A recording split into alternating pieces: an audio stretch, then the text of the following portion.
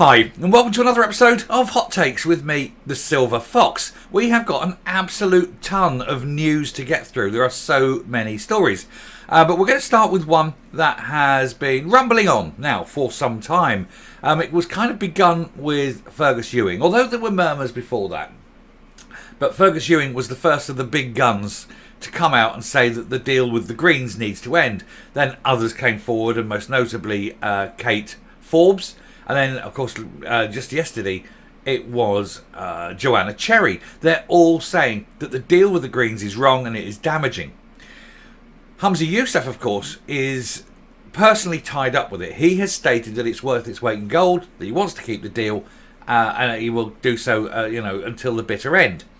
Unfortunately, that bitter end may be a lot quicker coming than even he was prepared for, as every single backbench MSP, bar one, say that the Bute House Agreement must end because it is embarrassing and it is absolutely killing the party in the polls. They need to step back, throw the Greens out of government and go on with a minority government until the next election.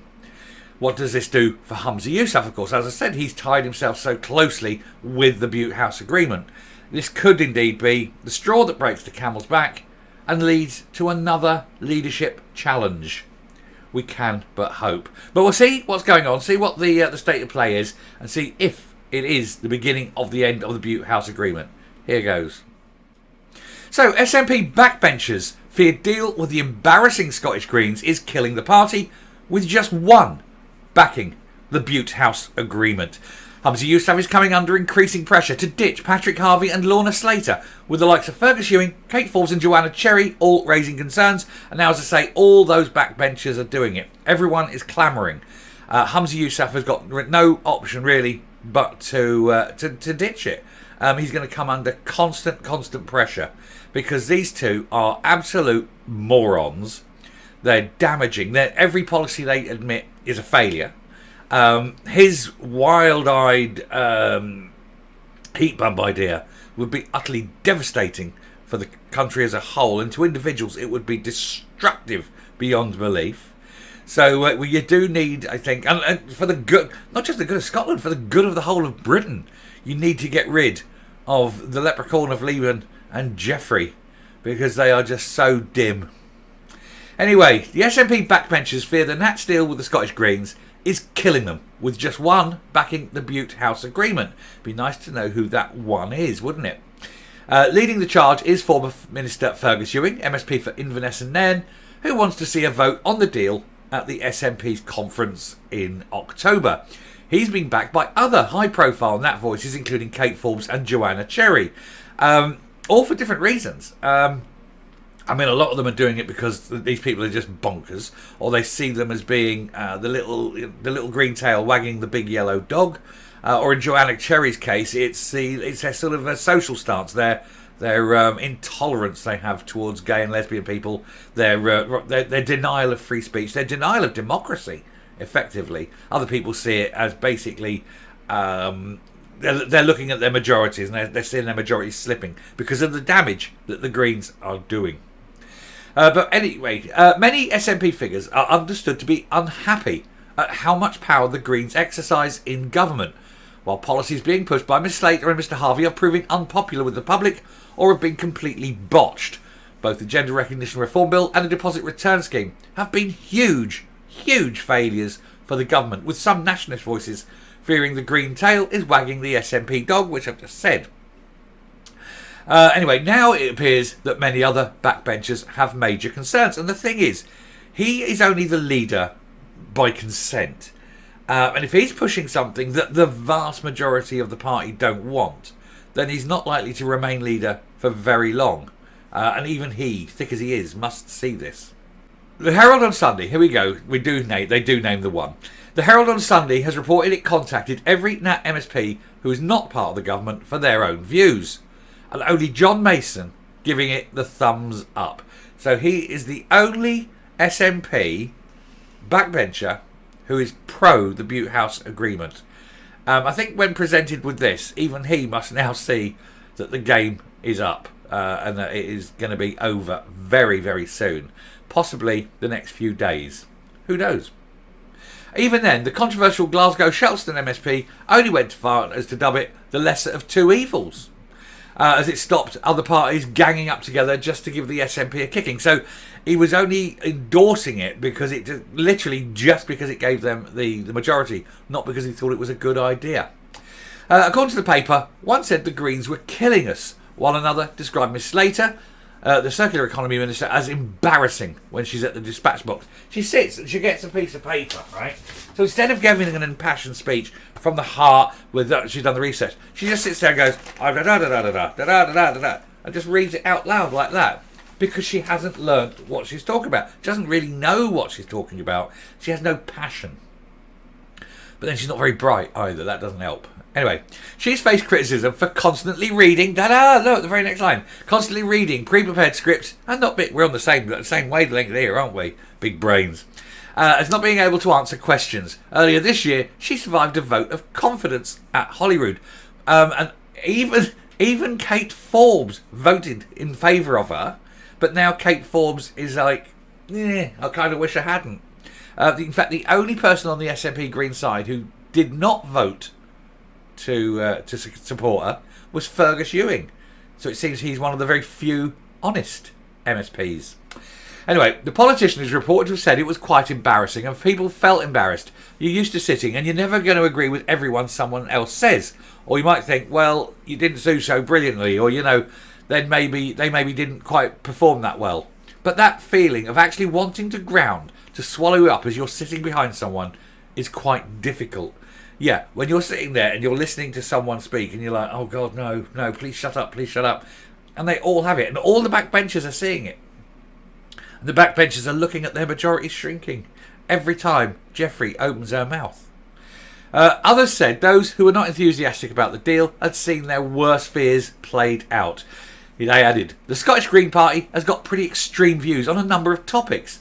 And they're a minority party, and the impression is being given that they're exercising undue influence on government. The deal should have been, we'll give you three things. You pick your three things, and over the course of this parliament, we'll do those three things for you. And the other things, you back us. And that would have been it. But it's not. It's everything the Greens say the SNP have to do, because you haven't got anyone with a pair of balls. That's half the problem. The Greens have threatened to pull out the Bute House Agreement, negotiated in 2021 by Nicola Sturgeon, if Mr Yousaf had not won the SNP leadership contest. Oh, it could have been all over. Oh, you silly people, why didn't you vote for Kate? The deal was backed by 95% of the members. We'll talk about this, right? We'll talk about this. The deal was backed by 95% of SNP members in the immediate aftermath of it being announced. But Miss Forbes reckons it's time to check in with the membership. Now, the argument that the SNP have is that we need a referendum. But you just had a referendum. Yes, but circumstances have changed. And so therefore we need a new referendum. Well, on the same principle, we have 95% backing for Bute House, but the circumstances have changed. Yes, but it doesn't matter that the circumstances have changed. We've got to keep it. So they have this, we need a vote because the circumstances have changed, but you're not having a vote even though the circumstances have changed. There's a dichotomy here, isn't there? Anyway, Mr Ewing said on Saturday that the party faithful should have their say again, as the original vote was taken before the deal was put into effect. He added, we're now halfway through this session of Parliament, and now we have also seen how damaging the deal has been for us and for the country. So now, he said, is exactly the right time to take stock and let our members have their say. What are they afraid of? Well, they're afraid that the members will turn around to the Greens and say, off, especially as Yousaf has backed this to the hill. It would be seen as a personal affront and attack on him if they voted to get rid of the Greens. And it would weaken him so much. And he's already very weak. He's already a very weak man in a very weak position. A sugly peg, as it were. His job is on a sugly peg. And he is so close to being ousted that he knows that breaking this deal would probably be the tipping point. It would be the inflection point of his support. And it would crumble really quickly. It would go. It would almost... He'd be airborne. It would just simply go boom, and he'd be falling. And he knows it. So he's desperate to keep the Green Deal going. Anyway, Mr Ewing also said Mr Yousaf's narrow victory in the leadership contest was further proof of unhappiness with the Greens. He also pointed out the majority had voted in their first preference for either Miss Forbes or Ash Regan, both of whom expressed serious concerns about the deal, which they did, and all the way along. I mean, Ash Regan was very vociferous that she outright said she would end the Bute House Agreement. Kate Forbes, a little bit more retrospect about it, or circumspect, not retrospect, very circumspect about it. But she too was leaning on the way of letting the members have a say on whether to keep the agreement or not. But basically, both of them were, let's put it back to the members. So I think both of them could see. I mean, I've got to say, of course, it's very hard to say because you couldn't say, well, Ash Regan definitely wasn't leadership material, but you tended to agree with her on this one point. On just about every other point, I thought she was completely lunatic. She has some very strange views, not just about the insistence on independence. That's the least of it. When you looked at some of the other things she was suggesting, it was completely bonkers. But Kate Forbes, I think, for the immediate future, and this is not an endorsement of the SNP in any way, but I think in the immediate future, Kate Forbes would have to be the best choice for the Scottish government going forward as a leader of the government. But ultimately, you need to get the SNP out, of course, but that's a different thing. But I think short-termism, Kate Forbes has to become leader. It's the only thing that is going to put any kind of sanity back on the table. Anyway, it is believed to be unlikely a vote on the deal will take place at the conference in October. The SNP rely on Green votes to get their policies through Parliament, but in return have made concessions in every other area. An SNP spokesman said, only a matter of months ago, SNP members voted to elect Humza Yousaf as SNP leader, and then only just. And First Minister, after he stood on a platform endorsing the Scottish Government's cooperation with the agreement, which 95% of the parties at that time voted to support. But these times they are a-changing. There's been massive changes in circumstances. And it's the same argument that you're using, as I said before, to want a second referendum. So you've got to be able to say you need a second referendum within the party on the Greens.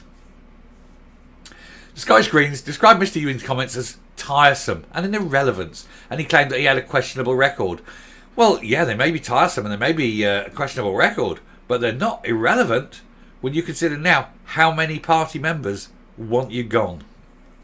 The Scottish Greens, they said, will always put people and planet first, with climate and tackling child poverty and inequality at the heart of our social and environmental focus.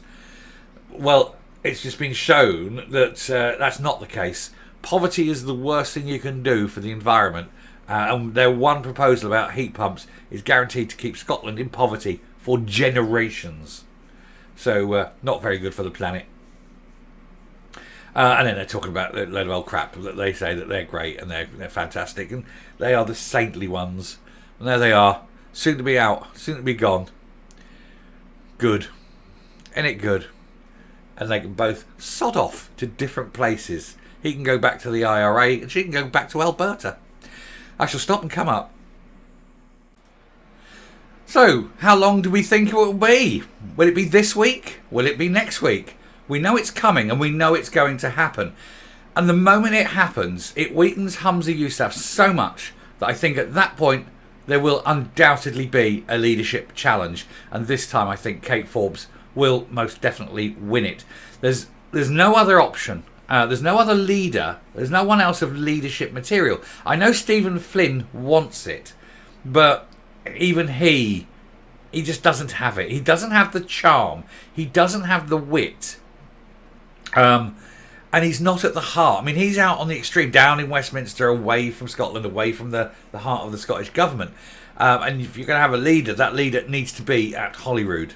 And so I think unless he's willing also to quit his seat in Westminster, I don't think it's going to be him.